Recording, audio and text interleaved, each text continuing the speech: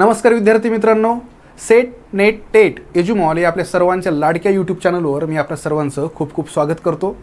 विद्यार्थी मित्रांनो, मागील काही दिवसांपासून विशेषतः डी.एड आणि बी.एड झालेल्या विद्यार्थ्यांच्या मनामध्ये एक ज्वलंत असा प्रश्न होता आणि तो म्हणजे या वर्षीची जी काही महाराष्ट्र शिक्षक पात्रता परीक्षा म्हणजेच महा टी.ई.टी जी काही आहे तर ही कधी होईल, होणार आहे का नाही आणि याबद्दलचं अधिकृत असं उत्तर जे काही आहे तर ते आज आपल्याला महाराष्ट्र राज्य परीक्षा परिषदेच्या माध्यमातून मिळालेलं आहे आणि याबद्दल त्यांनी अधिकृतपणे प्रसिद्धीपत्रक जाहीर केलेलं आहे। डेट आहे 9 सप्टेंबर 2024। त्यांनी ज्या काही गोष्टी या प्रसिद्धीपत्रकामध्ये सांगितलेल्या आहेत तर त्या आपण अगदी व्यवस्थितपणे समजावून घेऊया। परीक्षा कधी होणार आहे, परीक्षेचे फॉर्म कशा पद्धतीने भरायचे आहेत, फॉर्म भरण्याची जी काही पद्धत आहे तर ती नेमकी काय आहे आणि हे फॉर्म भरताना नेमक्या आपल्याला कोणत्या महत्त्वाच्या सूचनांचं पालन करायचं आहे तर या अगदी महत्त्वाच्या गोष्टी सगळ्या सोप्या भाषेमध्ये मी तुम्हाला सांगणार आहे।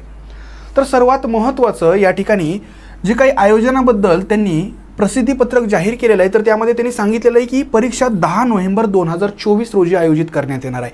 म्हणजे पेपर 1 आणि पेपर 2 दोन्हींचंही आयोजन हे 10 नोव्हेंबरला होणार आहे। आज 9 सप्टेंबर आहे, म्हणजे एकूण जर आपण कालावधी जर पाहिला तर तुमच्याकडे 2 महिन्यांचा एक कालावधी आहे।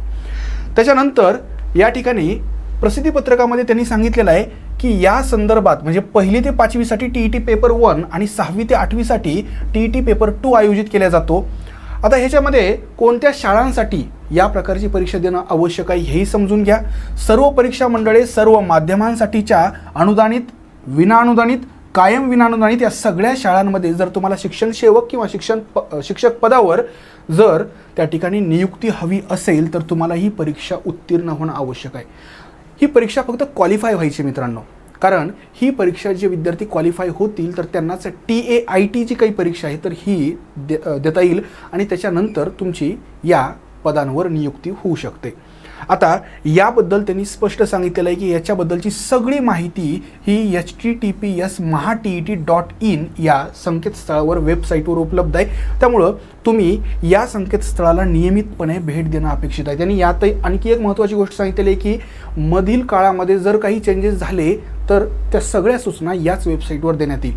त्यामुळे तुम्ही पुढे भविष्यामध्ये जर तुम्हाला एखादी गोष्ट माहिती झाली नाही तर हे कारण सांगू शकत नाहीत की बाबा ही मला गोष्ट माहीतच नव्हती।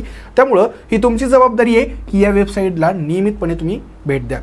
आता ह्याची ऑनलाईन भरण्याची जी काही प्रोसिजर आहे तर ही कधीपासून चालू होणार आहे, ऑनलाईन अर्ज आणि त्यासाठीचं जे पेमेंट आहे तर हे तुम्ही अगदी आजपासून चालू करू शकता फॉर्म भरायला। 9 म्हणजे 9 सप्टेंबर ते 30 सप्टेंबरपर्यंत ही प्रोसिजर, ही फॉर्म फिलिंगची प्रोसिजर चालणार आहे। त्याच्यानंतर तुम्हाला जे काही हॉल तिकीट येणार आहे तर त्यासाठी त्यांनी काही पर्टिक्युलर कालावधी दिलेला आहे। 28 ऑक्टोबरपासून तुम्ही हॉल तिकीट डाउनलोड करू शकता अगदी परीक्षेच्या दिवसापर्यंत म्हणजेच 10 नोव्हेंबरपर्यंत।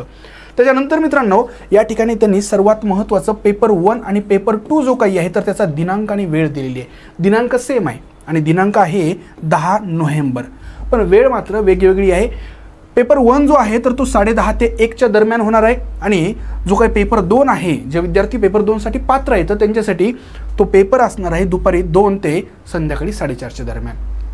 आता पुढं त्यांनी काही महत्त्वाच्या अशा सूचना दिलेल्या आहेत, या सूचना आपल्याला समजून घ्यायच्या आहेत। मित्रांनो, या सूचनांमध्ये सगळ्यात पहिली जी काही सूचना आहे तर ती म्हणजे परीक्षा विषयक सर्व, जसे की त्या ठिकाणी तुम्हाला फॉर्म भरायचं आहे, जी काही फी भरायची आहे त्याच्यासोबतच सगळ्यात महत्त्वाचं क्वालिफिकेशन, तुम्हाला हेही व्हेरीफाय करणं आवश्यक आहे की तुम्ही कोणता पेपर देण्यासाठी इलिजिबल आहात आणि या संदर्भातला डिटेल असा माहिती देणारा व्हिडिओ आपण याच यूट्यूब चॅनलवर दिलेला आहे।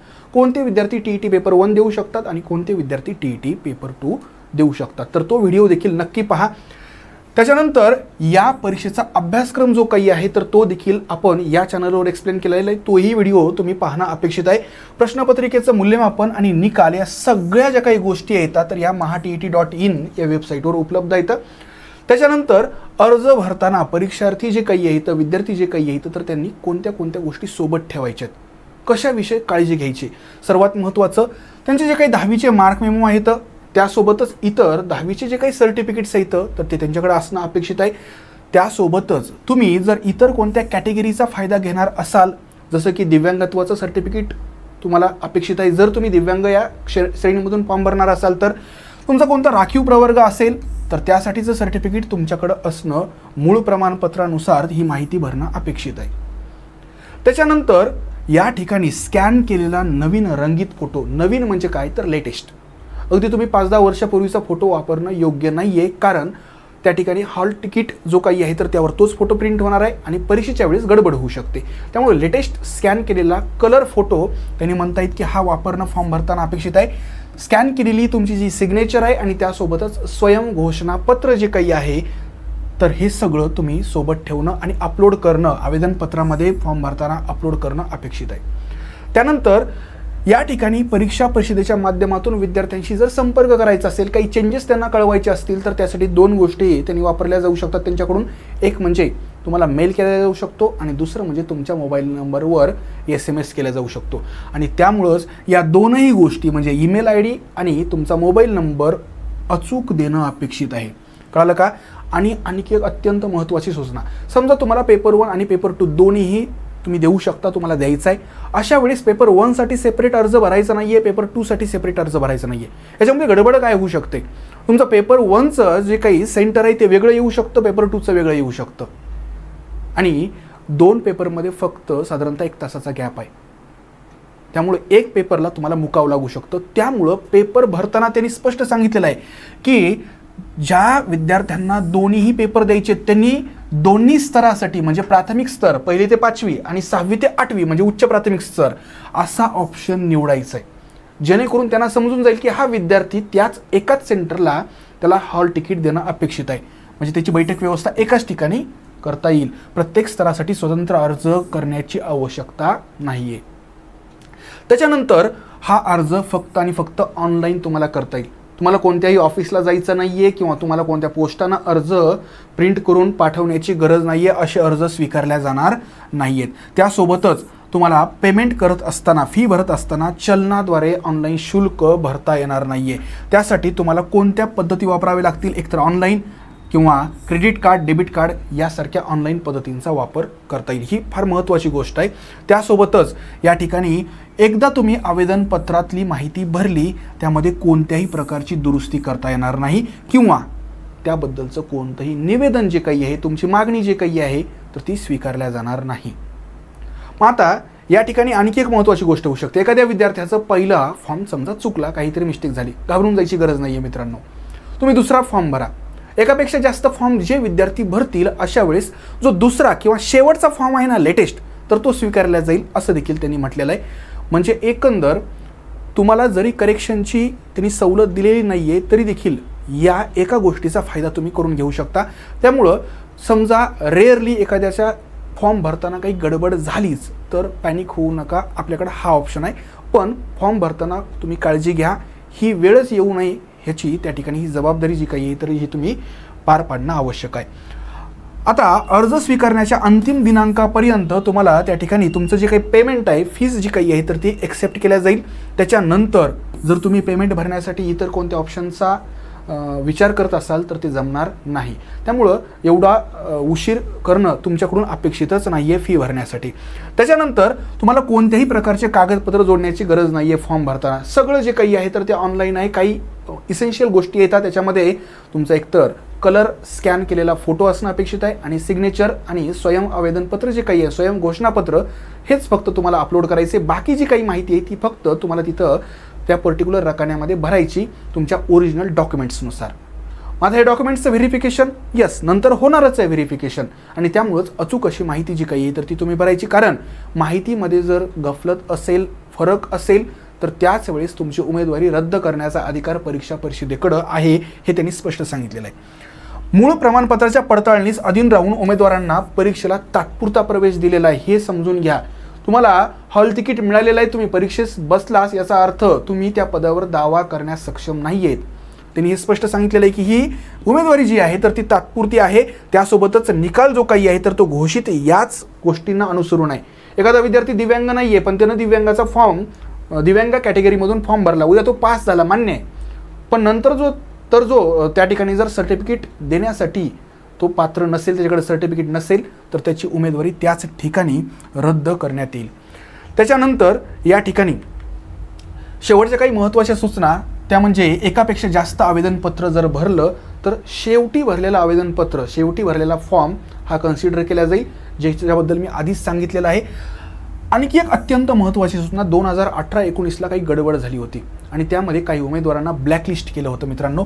त्याबद्दलची जी काही लिस्ट आहे, म्हणजे कोणते उमेदवार आहेत ते, तर ती लिस्ट दिलेली आहे msccpune.in या वेबसाईटवर. तिथं जा. अपेक्षा करतो की तुमच्यापैकी कुणाचंही नाव त्यामध्ये नसेल, पण तरी देखील एकदा जाऊन नेमकं परीक्षा परिषदेनं कुणाला या लिस्टमध्ये टाकलेलं आहे याची खात्री करा. यामध्ये आपलं तर नाव नाही आहे ना, ही खात्री करा. आणि त्याच्यानंतर हा फॉर्म जो काही आहे तर तो तुम्ही भरणं अपेक्षित आहे. त्यांनी हेही सांगितलं की संकेतस्थळावर बऱ्याचशा गोष्टी वारंवार पब्लिश केल्या जातील आणि त्यामुळं हे सगळं जे काही वेबसाईट आहे तर ह्याचा फॉलोअप तुम्ही घेणं अपेक्षित आहे.